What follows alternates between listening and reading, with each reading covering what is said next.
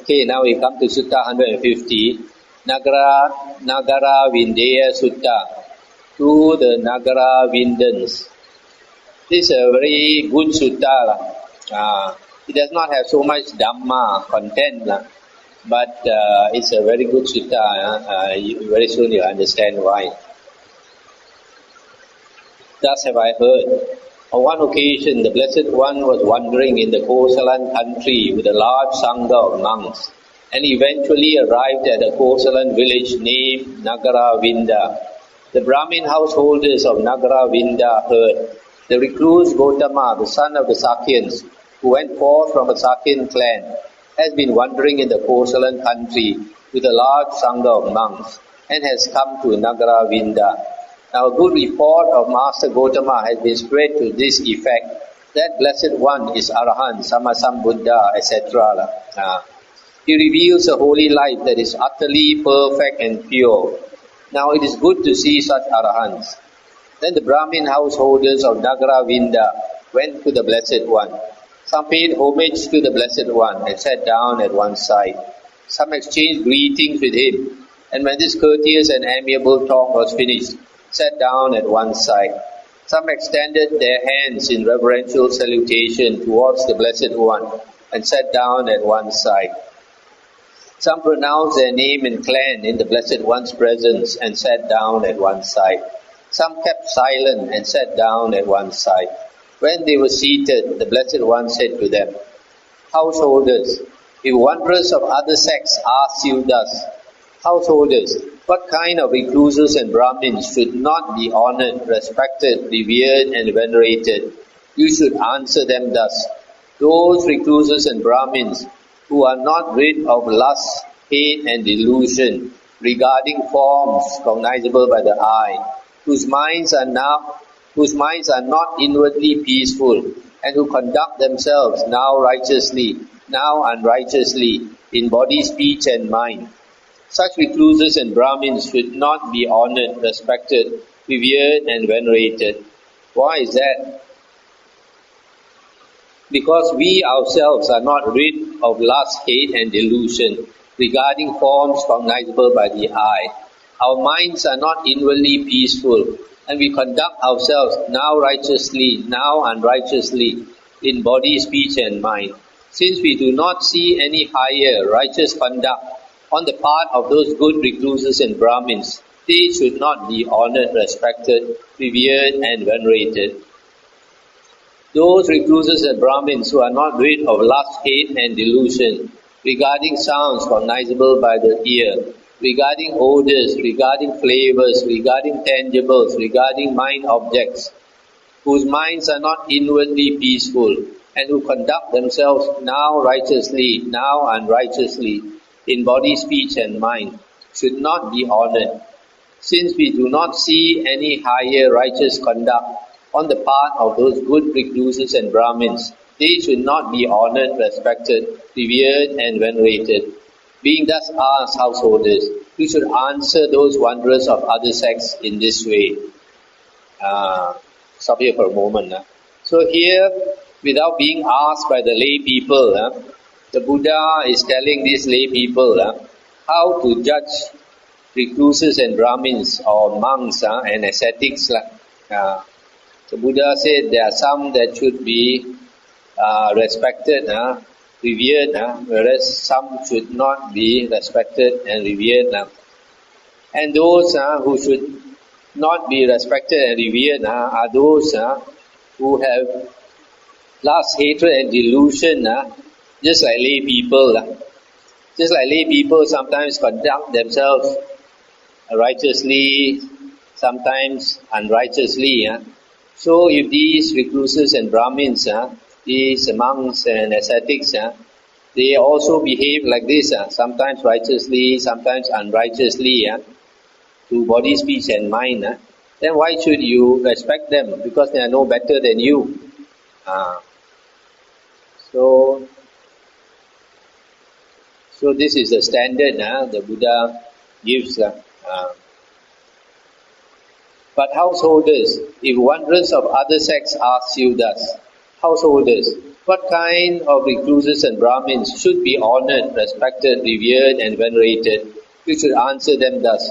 Those recluses and Brahmins who are rid of lust, hate and delusion regarding forms cognizable by the eye, whose minds are inwardly peaceful and who conduct themselves righteously in body, speech and mind.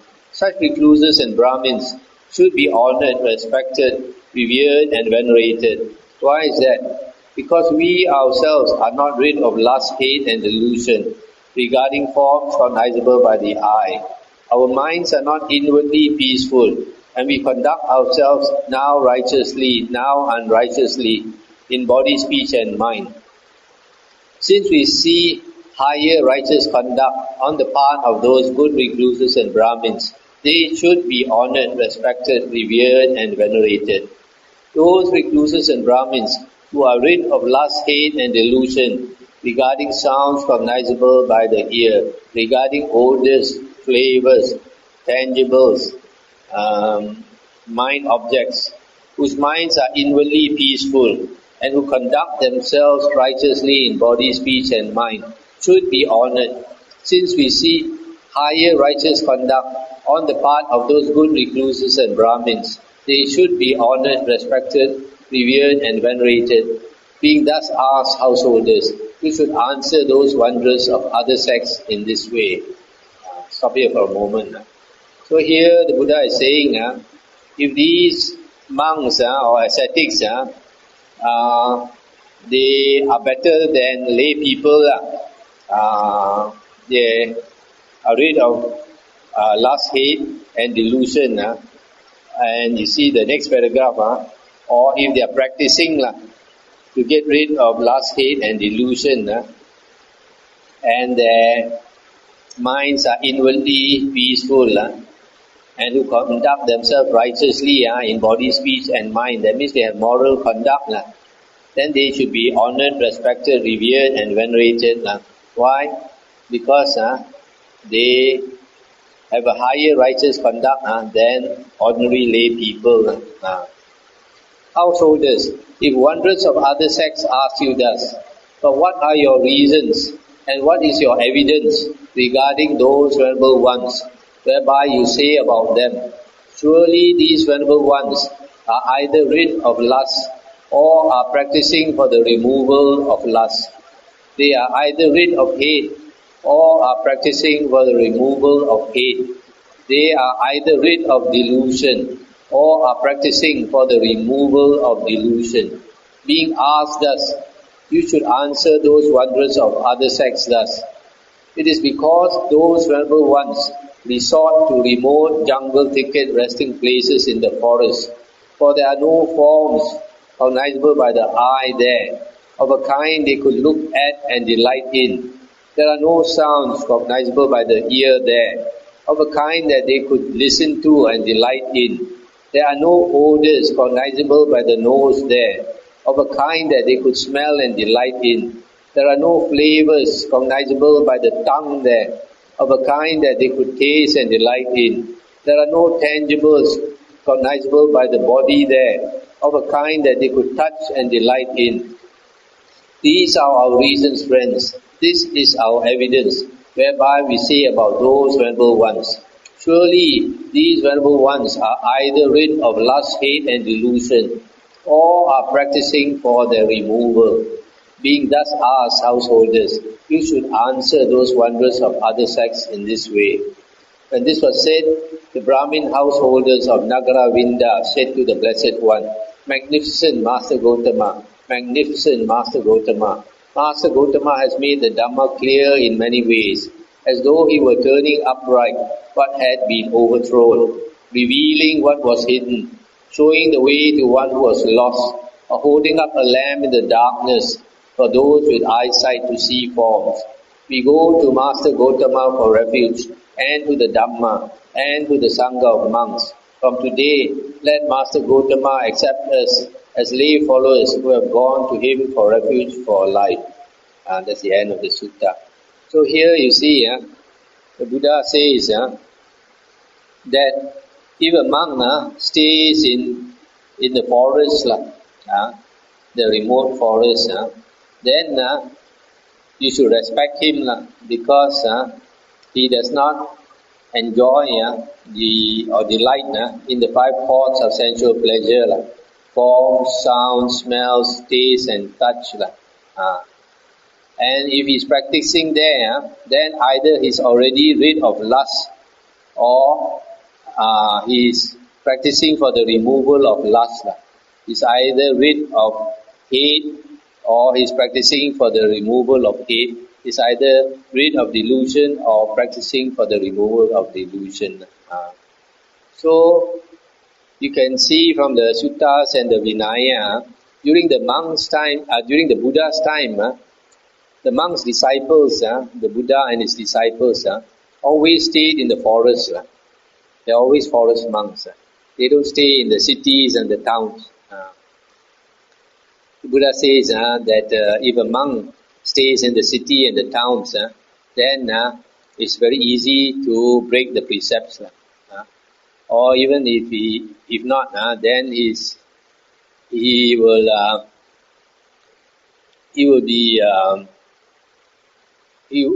will be discouraged from practicing the holy life and will disrobe.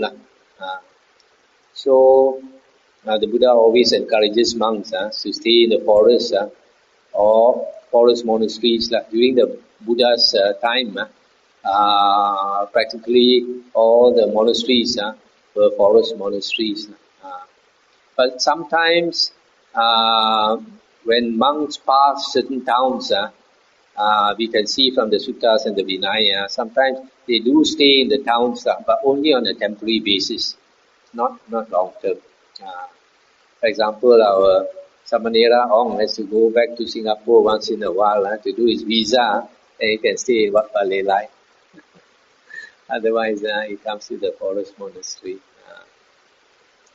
So this is a very definite standard set by the Buddha, and very few monks mention this sutta. Very few monks. So the Buddha only praises forest monks, not city monks. I think I'll stop here for tonight, so that tomorrow we can do 2 suttas and wind up. Anything to discuss?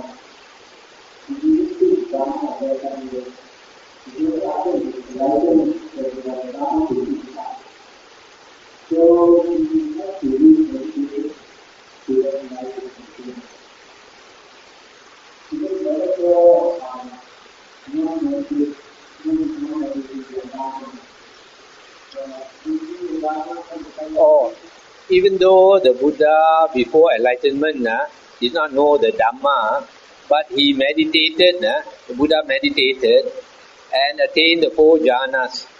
After attaining the 4 jhanas, the Buddha recollected the past lives.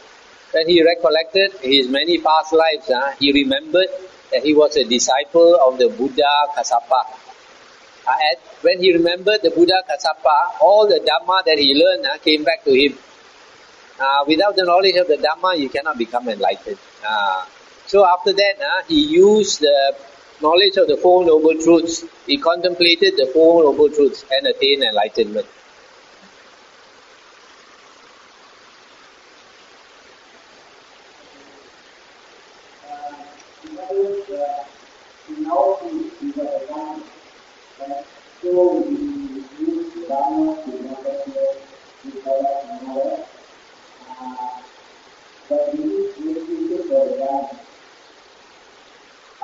Depending on what level you want to attain. In the suttas, it is mentioned to attain Sotapanna and Sakadagamin, first and second fruition, you don't need perfect concentration. Perfect concentration consists of the 4 jhanas. So for Sotapanna and Sakadagamin, you don't need 4 jhanas. But if you have 3 jhanas or 2 jhanas or 1 jhana, you become a Sotapanna or a Sakadagamin very easily, provided you learn the Dhamma.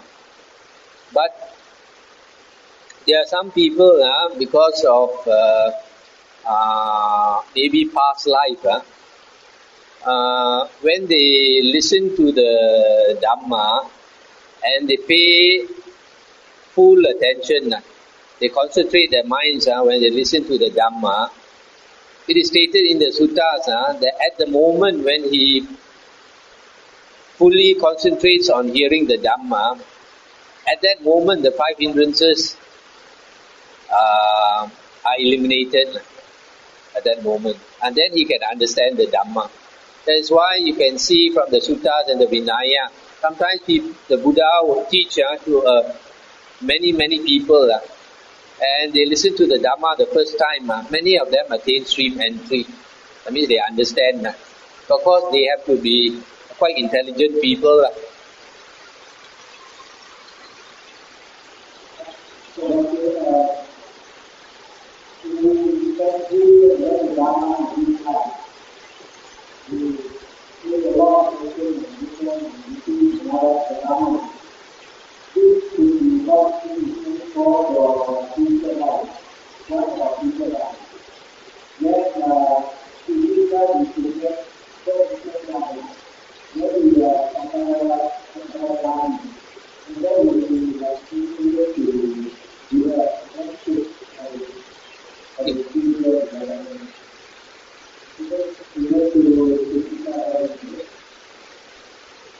Can't hear very well.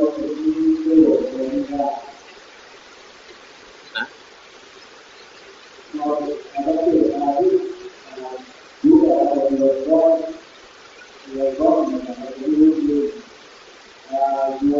Siddhartha Gautama.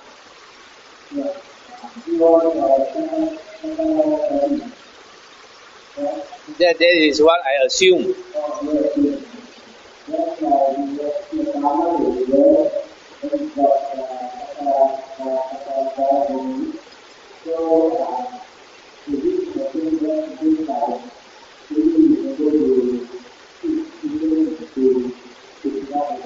Yeah.